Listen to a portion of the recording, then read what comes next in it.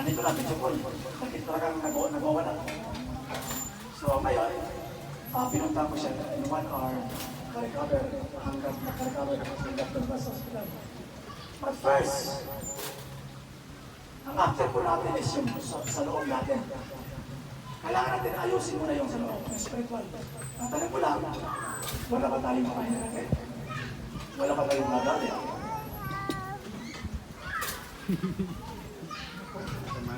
Mga sama ng loob. Wala naman. Yung iba, kung sa papel, wala naman. Yung mga kampo-kampo ba? Wala naman. Wala po ba? Baka mahiya lang. Kailangan mo maging honest. Bago ang pagkilig. Kasi pag honest po tayo, Lord po, kikilos ang Lord. Tanda po natin, instrumento lang po ako. Hindi po ako magpapagaling ng sakit si Lord. Siya po ang ating great physician. He's a great doctor. Kaya pag tayo po ay lumapit sa Kanya, hindi tayo pinituloy ng Panginoon. Tandaan po natin, faith yung paniniwala natin kay Jesus Christ na. Wala po ibang tatawagin ng pangalan. Pangalan ni Jesus Christ. Wala po ba?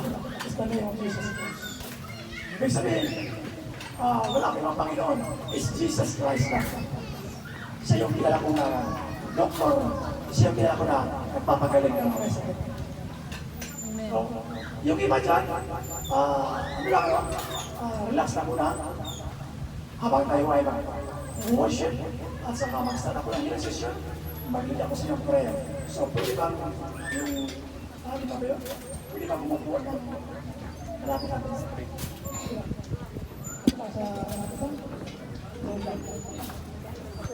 Para matali ko matanong, ano yung sakit mo?